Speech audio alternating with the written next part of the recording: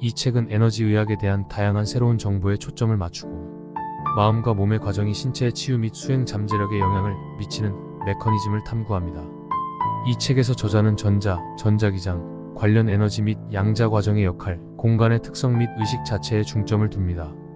이 주제 영역에 대한 사전 지식이 없는 독자와 이를 자세히 연구한 독자 모두 여기에서 자신의 치료, 실습 및 수행 잠재력에 직접적인 도움이 될 통찰력을 찾을 수 있습니다.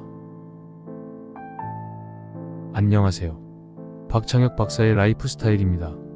제임스 오슈만의 저서 에너지의학에서 17장 신경계의 정보 전달부터 23장 연부 조직의 홀로그래피까지 요약해서 읽어드리겠습니다. 감각과 발생기 전위. 생체에 존재하는 개개의 감각기관은 특정 종류의 에너지를 감지하는 구조가 있으며 감지할 수 있는 에너지에 따라 광수용기, 온도수용기, 화학수용기, 기계적 수용기 등이라고 부른다. 기계적 수용기에는 몇 가지 종류가 있으며 각각 특이한 기계적 자극 즉 근육이나 힘줄의 신장, 관절의 회전, 피부의 미약한 변형, 채모의 구부러짐, 혈관이나 위장관 활동 등을 감지한다. 수용기는 말하자면 생체의 필터이며 외부의 정보를 신경계에 전달할 것과 하지 않을 것을 구분한다. 수용기는 특정 종류의 자극을 느끼도록 특성화되어 있으며 특이적 수용체도 자극이 현저하고 강한 경우에는 다른 종류의 자극에 반응하는 경우가 있다. 즉 수용체의 특이성은 상대적이다. 예를 들어 빛을 감지하는 망막이 자장에 반응하는 경우가 있다. 감각 수용기와 뉴런에는 중요한 차이가 있다. 뉴런의 반응은 1과 0이다. 적당한 강도의 자극을 받으면 뉴런막 내외에 현저한 전이차가 생겨 자연스럽게 뉴런에 전달되어 간다. 즉 뉴런의 활동 전이 전달 여부는 활동 전이 온 상태와 오프 상태의 두 가지밖에 없다. 다시 말해서 디지털 시스템이다. 한편 감각 수용기는 전기장의 변화에는 반응하지 않지만 빛, 열, 기계적 왜곡, 화학물질 등의 다양한 형태의 에너지에 반응한다. 수용기 막의 내외에 생기는 전이차는 자극의 강도에 따라 변화한다. 감각 수용기는 뉴런과 달리 아날로그 시스템이며 자극이 강하면 반응도 크다. 수용기에 생기는 전이차는 발생기 전이 또는 수용기 전이라고 부른다. 이 전이는 수용기 세포에만 머무는 정지 전이이고 자극이 신경의 탈분극을 일으킬 정도로 강하지 않으면 구심성 뉴런에 전해지지 않는다. 즉 활동 전이가 디지털식으로 이동 가능하지만 발생기 전이는 아날로그식으로 부동이다. 변환기. 수용기는 한 형태의 에너지를 다른 형태로 바꾸는 변환기이며 어떤 수용기나 감지된 에너지를 전기적 정보로 변환한다. 즉 감각 수용기에 생긴 발생기 전이의 크기에 따라 구심성 뉴런이 방전을 반복한다. 따라서 방전 횟수 및 그 외의 특성에 의해 발생기 전이의 강도가 반영된다.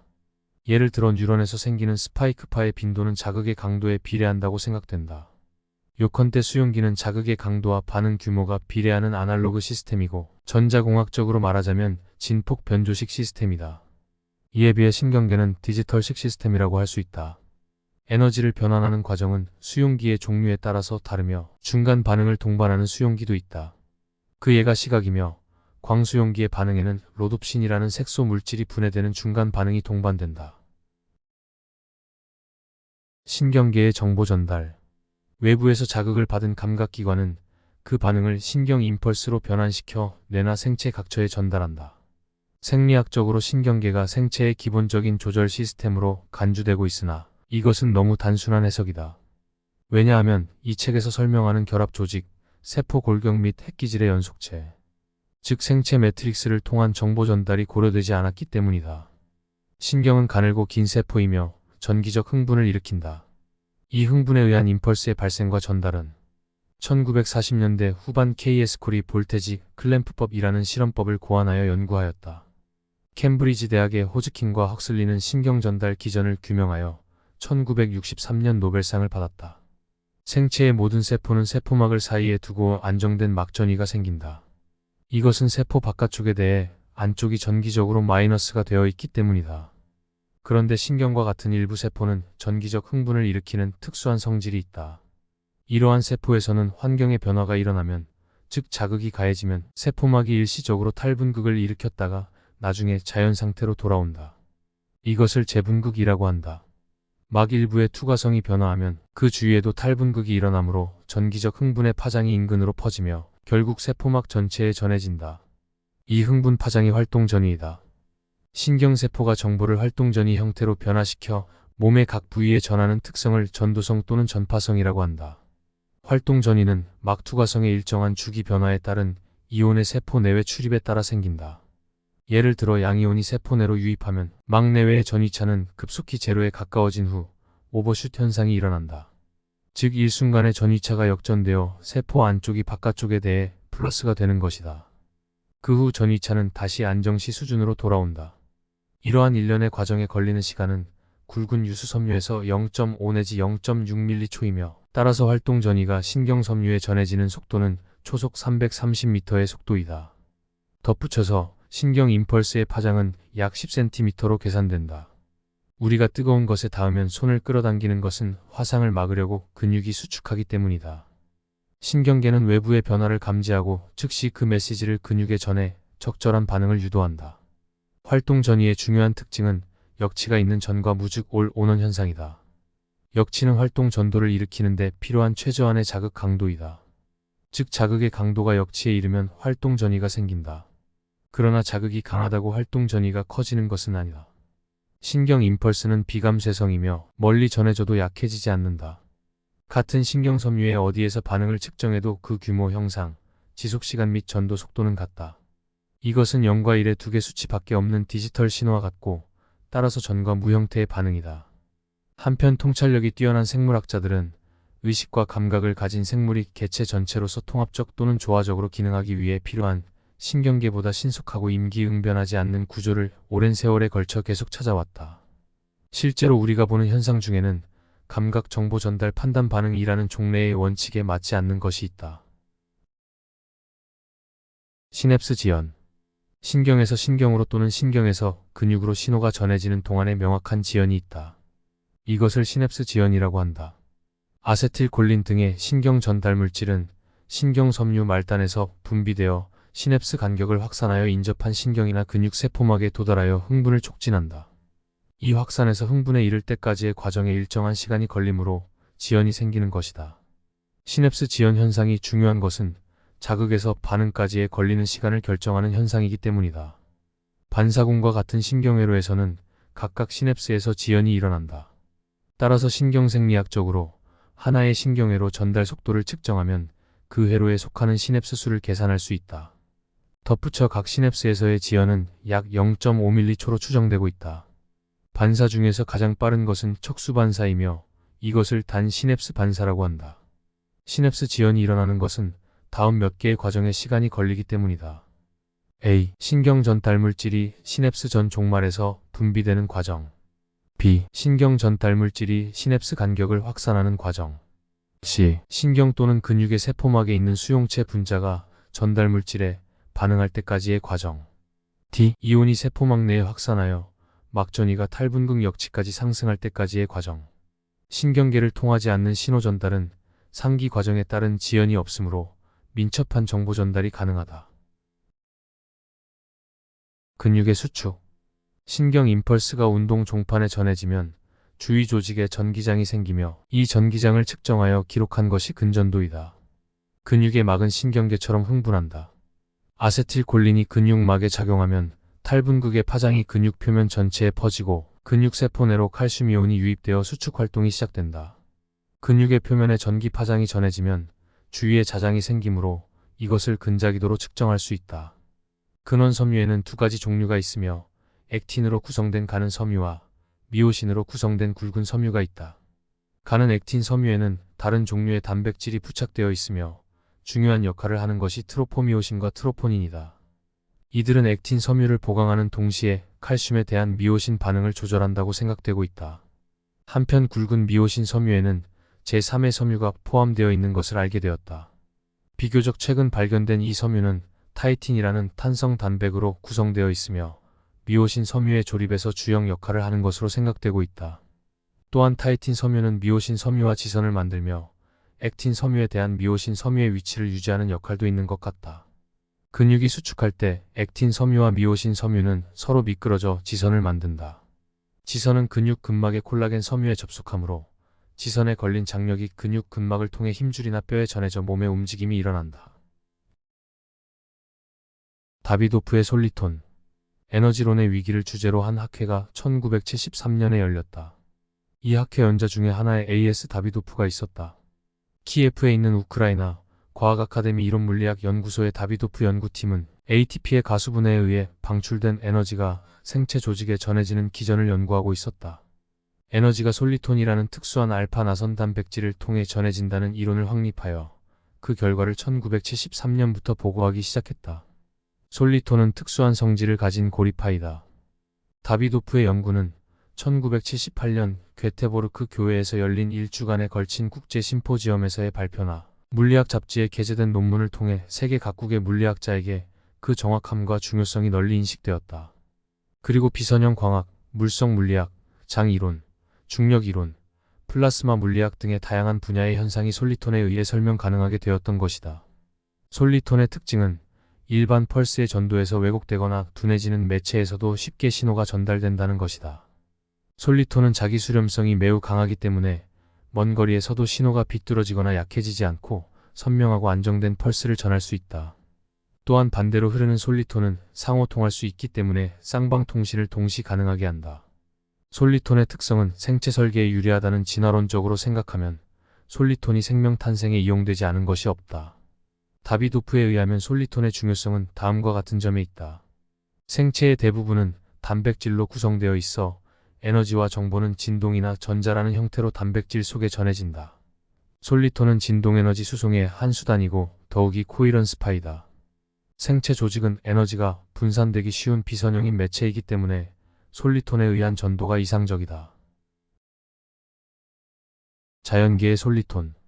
솔리톤은 바다 등의 매체에서 생기는 고립된 파장이다. 해저 지진이나 해저 화산의 분화에 의해 일어나는 쓰나미는 솔리톤의 한 예이다. 솔리톤이 일어나는 모습을 처음 기술한 것은 제이 스코트 러셀이다. 해군 기사인 러셀은 1834년 스코틀랜드의 에딘버러와 글래스고우를 연결하는 좁은 수로에서 물의 저항을 줄이는 뱃머리의 형태를 연구하는 중에 솔리톤을 경험했다. 그리고 약 50년 후 네덜란드의 과학자 코르테베크와 드 프리스는 물의 고리파를 수학적으로 표현하는 비선형 미분 방정식을 고안했다. 이 방정식은 통상의 선형파에서 일어나는 분산의 결핍을 표현한 것이다. 생체 중의 솔리톤. 다비도프는 자신의 리뷰에서 일반적인 파장과 특수한 솔리톤에 대한 수학적 접근의 역사에 대해 다루고 있다. 과거의 에너지 현상 설명에서 평형열 역학이나 역학의 선형 방정식을 적용시키는 많은 시도가 있었으며 생물의 경우 에너지가 전도 변환되는 조직은 비선형 매체이기 때문에 과거의 이론을 생체에 적용시킬 수 없었다. 솔리톤은 대량의 에너지를 그대로 멀리까지 옮길 수 있다. 즉 보통 파장과 달리 솔리톤의 에너지는 확산에 의해 소실되지 않기 때문이다. 따라서 감각 수용기 또는 그 외의 기관에서 생긴 입체파는 에너지의 소실 없이 근육과 같은 수축기관에 직접 옮길 수 있는 것이다. 이 현상을 신경생리학 용어로 표현하면 솔리톤은 신경 임펄스와 같은 비감쇄성 파장이라고 할 수 있다. 환자의 체내에 때로 솔리톤을 닮은 파장이 나타나는 것은 많은 치료사가 느끼고 있다. 이 파장은 예를 들어 심적 외상의 기억 해소 등과 같이 환자에서 좋은 효과를 가져온다. 치료 현장에서 가끔 만나는 이 흥미있는 현상은 학자들의 관심을 거의 끌지 못했으나 적어도 3종류의 보디워크인 홀로그래픽 리패턴인 홀로그래픽 메모리 릴리스, 두개천 골려법에 이 현상이 응용되고 있다. 연속체의 정보 전달. 도수치료와 의학의 양면에서 가장 주목되는 생체 매트릭스의 특성은 텐세그리티 구조를 가진 매트릭스 전체에서 진동을 발생시켜 전도하는 네트워크가 퍼져 있다는 것이다. 이 진동은 기계적 파장 즉 소리의 성분인 포논에 의해 생기는 경우도 있으며 전기적 신호, 자장, 전자장, 열, 빛, 솔리톤 등에 의해 생기는 경우도 있다. 이러한 에너지는 화학적 전달 물질과 대조적으로 초고속으로 전해지며 일단 활성화된 반응을 다시 진정시켜야 하는 복잡한 효소 반응이 필요하지 않다. 생체 에너지의 대부분은 발생원에 관계없이 이미 확립되어 있는 물리학적 법칙에 따른다. 생체 모든 요소로 신호를 발생하여 전신에 전해지는 것은 생체 매트릭스를 구성하는 모든 요소가 공통적인 특성을 가지고 있기 때문이다. 공통적인 특성은 다음 6가지이다. 반도체성. 생체 매트릭스의 모든 요소는 반도체와 같은 특성을 가지고 있다. 즉 컴퓨터의 칩적 회로나 마이크로 프로세서와 같이 정보를 진동의 형태로 전하거나 처리한다. 또한 반도체에는 에너지 형태를 변환시키는 특성이 있다. 합전성. 생체 매트릭스의 모든 요소에는 합전성이 있다. 매트릭스의 기계적 진동의 파장이 전해지면 전기장이 형성되고 결정 분자의 전기가 흐르면 기계적 진동이 생긴다. 결정성. 생체 매트릭스의 대부분의 결정 격자 모양이 규칙적으로 배열된 분자로 구성되어 있다. 예를 들어 세포막의 지방질, 결합 조직의 콜라겐 분자, 근육의 액틴 분자 및 미오신 분자, 세포 골격 성분 등은 모두 결정 구조를 가진다. 코이런스성. 결정성 구조는 강력한 코이런스 진동 즉 레이저와 같은 진동을 발생시킨다. 그 진동은 생체 매트릭스 전체에 재빠르게 전해지는 동시에 체외에도 에너지가 방출된다. 이러한 진동을 프로리이 진동이라고 한다. 프로리이 진동은 전자파 스펙트럼의 마이크로파와 가시광 영역에 있는 특정의 주파수를 가진다. 이러한 신호는 많은 과학자에 의해 검출되었다. 수화. 물은 생체 매트릭스의 중요한 요소이다. 매트릭스의 한 단백질 분자에는 평균 15,000개의 물 분자가 수반되어 있다. 앞에서 설명한 대로 단백질 분자의 대부분은 규칙적으로 배열되어 있으므로 수반된 물 분자의 배열도 매우 규칙적이다. 물 분자는 극성이 강한 쌍극자이며 생체 매트릭스와 수소 결합을 형성하고 있기 때문에 자유로운 진동, 회전, 용수철 운동 등은 제한되고 특정 방향으로 진동 회전할 수 있다. 연속성. 이상의 특성은 특정 부위에 한정되지 않으며 생체 매트릭스라는 하나에 나눌 수 없는 연속체의 일부이다. 연속체의 정보 전달 시스템에는 생체 어디에서 어떤 반응이 일어나면 반드시 특정 양상의 진동이 생겨 그것이 생체 매트릭스 전체에 전해져서 조절 기능을 작동시키는 메시지가 된다. 전자공학적으로 말하면 생체 신호는 AM 진폭 변조파가 아니고 FM 주파수 변조파이다. 세포가 움직이거나 형태를 바꿀 때마다 또는 장기 기능의 변화, 근육 수축, 호르몬 분비, 신경 전도, 세포 전이 등이 일어날 때마다 신호 주파수가 변동한다. 즉 생체 매트릭스의 진동 신호 전달에 따라 생체 전체의 기능 조화가 유지되는 것이다. 생체 매트릭스라는 연속체에는 생체 각처에서 일어나고 있는 활동에 대한 메시지가 진동이라는 신호의 형태로 교차된다. 이 많은 신호를 조화시켜 교향곡으로 마무리하는 것이 생체 매트릭스다. 따라서 이른바 의식도 생체 신호에서 태어나는 교향곡의 하나라고 할 수 있을 것이다. 질환, 장애, 통증 등은 연속체 중에서 정보와 에너지의 흐름이 막힌 부위에 생긴다. 정보와 에너지 흐름이 국소적으로 정체되는 원인은 감염, 신체적 외상, 심적 외상 등에 의해 생체 매트릭스 중 세포 내외의 특성이 변화되기 때문이다. 생체 매트릭스는 과거에 받은 영향을 기억한다. 기억이 새겨진 조직에 진동이 통과하면 보관된 정보에 의해 진동이 변화한다. 우리의 의식이나 판단은 이처럼 연부 조직에 새겨진 기억의 영향을 받는 것이다. 생체 매트릭스에는 자기 재생 또는 자기 회복이라는 중요한 능력이 있다. 여러 가지 보디워크는 이 능력을 유도하여 효과를 나타낸다. 세포의 기억. 기억은 신경계 기능에서 유래한다고 생각되었으나 최근의 생물학적 연구에 의해 생체의 모든 세포가 세포 골격의 정보를 보관하는 것을 알게 되었다. 세포 골격은 세포의 신경계라고도 부른다. 생체 매트릭스라는 개념에는 생체의 모든 분자, 네트워크 안에 세포 골격도 속하므로 생체 매트릭스를 통해 개개의 세포에 새겨진 기억이 작동할 수 있다. 세포 골격에는 많은 구성 성분이 있으며 각 성분의 정보를 보관 처리하는 능력이 있다. 특히 주목되는 것은 미세소관이며 비교적 단단한 막대 모양의 이 기관은 전신 형상을 유지하는 뼈처럼 개개 세포의 특징적인 형상을 만들고 있다. 이 미세소관이 컴퓨터처럼 기능하는 것을 헤모로프가 발견했다. 미세소관은 튜블린이라는 서브유니트 단백질로 구성되어 있다. 튜블린은 미세소관 형성 중심이라고 부르는 특정 부위에서 폴리머화되어 미세소관을 만든다. 미세소관은 튜블린이라는 동일한 모노머가 다수 모여 형성된 폴리머이다. 모노는 하나를 말하고 폴리는 다수를 말한다. 튜블린에는 극성이 있으며 두 개의 방향으로 결합하여 폴리머를 구성한다. 또한 미세소관에 결합하는 튜블린 이외의 단백질은 미세소관 부속단백이라고 부른다. 이 튜블린의 결합 방향과 미세소관 부속단백의 결합 부위의 구성에 의해 정보가 미세소관에 보관된다. 튜블린과 미세소관 부속단백에 의해 조립된 미세소관의 완성으로 세포나 환경 상태가 기억된다. 미세소관에 결합된 미세소관 부속단백에 각각 다른 정보가 보관된다고 생각된다. 헤모로프에 의하면 미세소관을 구성하는 서브유니트의 배열 양상은 문서 작성에 사용하는 워드 프로세서의 정보 문자열에 해당된다고 한다. 컴퓨터는 자기 입자를 NS나 SN의 몇 가지 방향으로 배열하여 자성체 안에 정보를 보관한다. 이렇게 디지털화된 문자열을 디스크 드라이버가 읽어 원고로 작성된 문자나 단어의 배열을 재생한다. 같은 방법으로 미세소관은 튜블린 배열에 의해 정보를 보관하며 문자열로 보관된 정보는 미세소관 안에 이동이 가능하다. 신경세포에는 매우 긴 미세소관과 그에 동반된 필라멘트가 있으며 이것이 컴퓨터의 문자열 변환 장치에 해당하는 역할을 한다. 치료와의 관계. 생체 매트릭스는 구조와 에너지와 정보가 연속된 네트워크이고 전신을 조절하기 위한 신호를 전달한다. 모든 생리적 반응과 과정에서 생성된 다종다양한 진동은 연못의 수면에 퍼지는 파동처럼 텐세그리티 구조로 완성된 매트릭스 전체에 전해진다. 이 코이런스 진동의 에너지 일부는 그대로 체외에도 방출된다. 치료사가 환자에게 가까이 가면 직접 몸에 닿기 전에도 두 명의 생체 매트릭스 사이에 진동 에너지 교환이 일어난다. 이 상호작용은 생체 매트릭스가 정보 전달계로 기능하는 한 반드시 일어나는 당연한 현상이고 물리학적 법칙에 의해 설명 가능하다. 생체작이나 그 외 필드의 상호작용은 여러 사람이 접근하면 몸이 접촉하지 않아도 필연적으로 일어나는 것이다. 이 필드는 전기, 자기, 열, 빛, 마이크로파 등의 논문을 참고하기 바란다. 공감이란 어떤 사람이 다른 사람의 심리 상태나 감정에 동조하는 것이며 이른바 초능력은 생체 조직에서 체외로 방출되는 에너지에 의해 나타난다. 이 에너지에는 생체 매트릭스의 과거 및 현재의 상태에 대한 정보가 대량 들어있다. 생체 매트릭스라는 정보 전달 시스템은 다른 사람의 조직 상태를 감지하는 수신 안테나이기도 하다.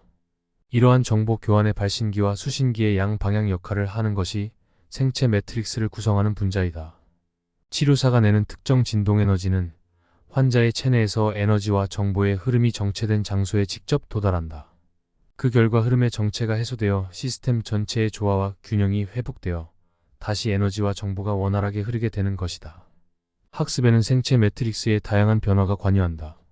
예를 들어 결합 조직의 배열 양상이나 미세소관을 비롯한 세포 골격 성분의 구조 패턴 등의 변화가 일어나는 것이다. 이들 이외의 분자 수준에서 정보 보관에 대해 현재 세계 각국에서 연구가 진행되고 있다. 회상에는 세포가 조직에서 홀로그램으로 보관된 정보를 읽어내는 코이런스파의 움직임이 관여한다. 한순간 한순간의 의식은 정보가 보관된 특정 조직에서 파동을 포함한 생체 매트릭스 중의 모든 코이런스 신호의 종합체이다. 우리의 행동, 의식, 사회 경험 등은 파장으로 보관된 정보를 참고로 하여 그때그때 선택되기보다는 만들어져 가는 것이다. 치료사의 손에서 나오는 코이런스 신호는 환자의 전신에 퍼지는 파면에 영향을 준다. 감정이 축적된 부위에 치료사가 접촉하면 그곳에 보관되어 있던 기억이 갑자기 나타나는 경우가 있다. 소생된 기억은 에너지의 파장으로 방출되므로 체내에 존재하는 다른 파장과의 사이에 상호작용이 일어난다. 또한 세포 기질이나 미세소관과 같은 폴리머가 분해되면 기억은 소실된다. 여러 치료법에서 확인된 강력한 에너지 현상의 일부는 솔리톤이 관계된 것으로 생각된다. 치료사는 때로 치료하고 있는 환자의 조직에 파동이 전해가는 것을 보거나 촉감으로 느끼고 있다. 이 파동은 자기 형성 능력을 가진 강력한 솔리톤의 코이런스파로 추측된다. 생체 매트릭스를 전해지는 솔리톤은 정보 전달 경로를 활성화시킨다. 이 현상이 일어나면 생체 매트릭스 중에 어떤 심적 외상이나 자세에 의해 오랜 세월 닫혀있던 부분에 솔리톤이 들어간다. 그렇게 되면 오랫동안 잊고 있던 사건이나 마음속에 가두어둔 심적 외상 또는 바라고 있던 삶의 방법 등을 갑자기 생각해내는 경우가 있다. 생각해낸 사상은 반사파가 되어 생체 매트릭스에 전해져 의식에 머문다. 반사파에는 홀로그램처럼 구체적인 가상현실상이 포함되어 있다. 따라서 모든 감각이 거의 순간적으로 전해지는 것이다. 파면은 환자의 피부 표면에만 머무르지 않고 체외에 그리고 치료사에게도 전해진다. 파면에 새겨진 정보를 읽어낸 치료사에게 환자와 같은 이미지가 보이게 된다. 환자에게 밀어닥친 감정이나 기억을 치료사가 읽어낼 수 있는지 여부는 치료사의 생체 매트릭스 코이런스에 의존된다고 생각된다. 솔리톤은 정보 보관 분자를 탈폴리머화 시킬 수 있는 강한 에너지를 가지고 있으므로 기억을 없앨 수 있다. 또 솔리톤에는 장기간 잠자고 있던 조직의 대사 활동을 촉진하는 기능도 있다. 세포 분열 시작에 따라 세포 골격의 탈폴리머화가 일어난 연부 조직에서 섬유의 배열 양상이 바뀌기까지 시간이 걸리기 때문에 채성 기억은 치료 후 다음날이나 그 후에 나타나는 경우가 있다. 이 책에서 설명하는 현상은 비선형적 특성이 있다. 선형 시스템에서는 자극이 클수록 큰 반응이 일어나며 그와 반대 현상이 생물에서 일어날 수 있다. 비선형 시스템에서는 약한 자극에도 매우 큰 반응 변화를 일으킬 수 있다. 보디워커나 동종요법 치료사가 작은 것이 강하다나 적은 것이 크다라고 자주 말하는 것은 이 때문이다. 생체 매트릭스는 얼마 안 되는 코이런스 에너지를 섬세하게 느껴 이용한다. 에너지요법의 생물 물리학. 생명의 본질을 연구하는 이유에는 몇 가지가 있으며 그 방법도 많이 있다. 모든 분야의 연구는 활로가 보이지 않아 정체되는 시기 중에 한 번에 발전되어 나온다. 발전이 늦어지는 이유에는 몇 가지가 있으며 거기에는 다음과 같은 인간의 본성이 있다. 예외를 무시하는 경향, 다른 문제를 제거하는 경향, 다른 장소에서 해답을 구하는 방향, 학문적 정치적 경계를 만드는 경향, 불가사의한 용어를 만들어 정보를 숨기려는 경향. 생물학적 과정을 물리학적으로 설명하는 생물 물리학은 학문 영역의 경계를 넘는 학문이다. 생물 물리학자는 의학의 기초가 되는 이대 과학 지식을 융합시키고 있다. 물리학, 생물학, 그리고 의학 연구의 역사를 돌아보면 헌시적이고 뛰어난 연구자의 목표가 나중에 잘못이었다고 깨닫는 경우가 있다. 물리학에서는 물질을 구성하는 최소 단위의 탐구가 그 예일 것이다. 또 생물학에서는 생명을 구성하는 최소 단위의 연구가, 의학에서는 각 질환의 근본적 원인과 치료법 연구가 그에 해당된다. 막대한 연구비와 인력을 사용하여 도움이 되는 지식은 얻을 수 있다고 해도 본래의 연구 목적은 아직 달성되지 못하고 있다. 보다 마이크로 수준에서 연구가 가능하게 되어 물질, 생명, 질환의 최소 단위 등은 당연히 계속 작아지고 있다. 연구 대상은 한 요소에서 다른 요소로 변천해왔다. 이것을 여실히 나타내고 있는 것이 기억에 대한 연구이다. 기억이 생체 어딘가에 보관되어 있다는 것은 처음부터 명확하였고 가장 유력한 후보는 뇌였다. 그리고 기억의 기본 단위로서 생각해낸 것이 엔그램이었다. 그러나 몇 년간의 연구를 계속해도 기억의 발생 장소를 발견할 수 없었으며 물리학에서 물질의 최소 구성 단위처럼 엔그램의 정체는 밝혀지지 않았다. 그런데도 연구는 계속되며 연구자는 아직 뇌에만 주목한다. 체성 기억은 기억의 구조를 찾는 큰 단서가 되어 신경계 이외의 연구가 필요한 것을 시사하였다. 학습, 기억, 의식, 구조와 기능의 통합성, 직감 등 지금까지 설명 불가능했던 다양한 현상은 생체 매트릭스의 생물 물리학적 특성에 의해 설명 가능하게 될 것이다. 새로운 발상이 치료 기술을 한층 더 향상시키고 작용 기전에 대한 이해를 한층 더 깊이 하는 데 도움이 되기를 바란다. 연구는 새로운 의문을 제시하여 새로운 가능성을 찾아야만 즐겁게 된다. 지금까지 에너지 의학 중에서 신경계의 정보 전달부터 연부 조직의 홀로그래피까지에 대한 내용을 읽어드렸습니다. 여기까지 함께 해주셔서 고맙습니다.